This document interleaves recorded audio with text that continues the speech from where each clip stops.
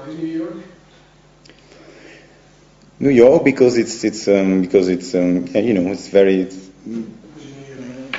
No, yeah, I can say because New York. Yeah, I was in New York at the time. I was living in New York at the time. I really like Central Park. I think Central Park is.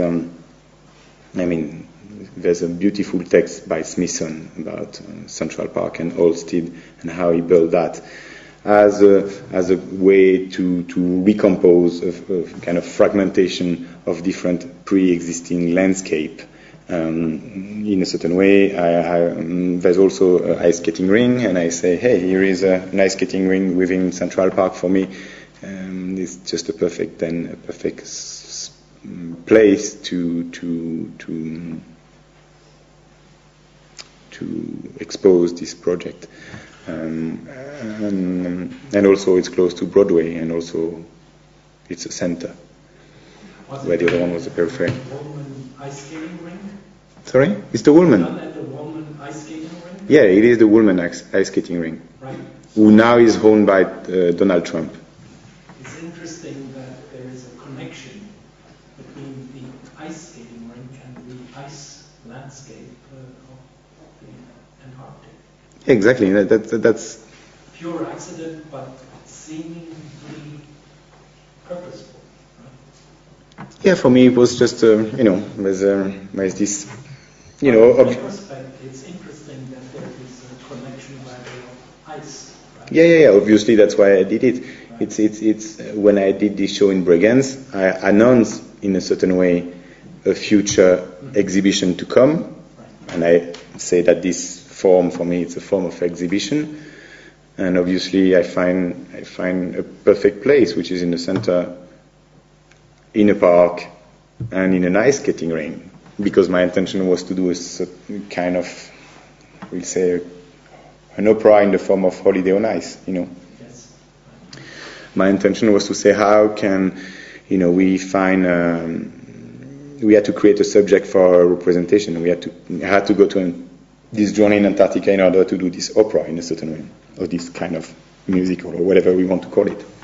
I'm also intrigued by your valid attempt, to translate what you call topos or topography into tempos, i.e. temporality. Mm-hmm.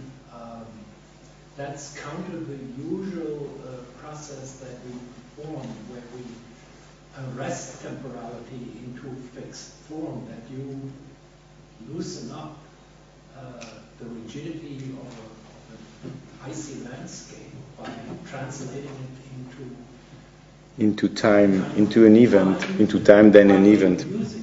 Yeah, exactly. That's why the music was also there in the first show in Bregenz, because the music is really, and also it's a displacement. It's a time-based protocol. Yes, obviously it was not so much the space. It's actually really a temporalization of the space. Following in a manner of speaking the philosophy of Bergson, for instance, is very interesting. Yeah, absolutely. Temporalization. Yes. Do you feel you were successful? Sorry? Do you feel you were successful in this translation? I should be honest with that. I think you were. But I should be honest with that, as it's a bit the question of Ivana. We know that there's also, that there's a new trend in architecture now with all this mathematic system, where a certain train of architecture push even more than just the blob architecture, and really try to think in terms of mathematic system to create form. I have a doubt with that. I don't think you can just say pure mathematics will just produce space. Obviously there's a translation, and it's the beauty of it. Obviously within the translation there's the translator. There's the one which is holding something and we're gonna transport this thing elsewhere. Within this translation there's a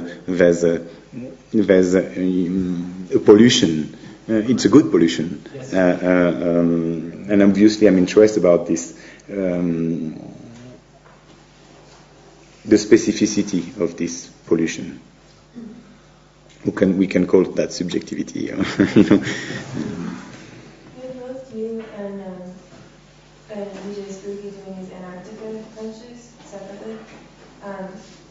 It just sort of, it seems interesting that there's this concept of elsewhere and this like seduction of elsewhere, and I don't know if you have any thoughts on what that is. Yeah, obviously there is many trends right now. I mean, obviously there's people who are concerned about global warming, the nature, the environment, and there's a trend in art where people are just obviously going there. Also, Antarctica was very recently open to tourism. At least I forget things. The part which is very close to Argentina. The idea of going elsewhere, we had to take care about that. We had to. I bring back some image, but what's happening? What is said at the beginning of the film? Someone say it's a failure. It's a drama. I fail. I film. I bring back some images. There's a great writer called Victor Segalen, which I often quote. He wrote this essay on diversity, and it's someone I'm very interested in. From him, I learned the danger of taking something elsewhere and to bring it back. That's what television do, by the way.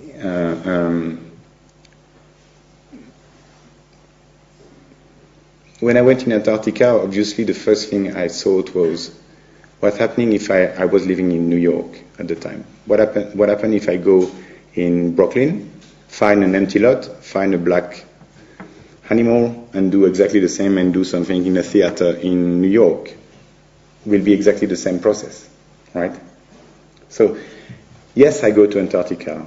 I go elsewhere. I try to really just, play with all this mythology, with all this narrative.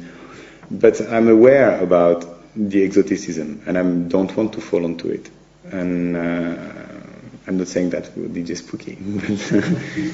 He's probably also working on that for his own private reason.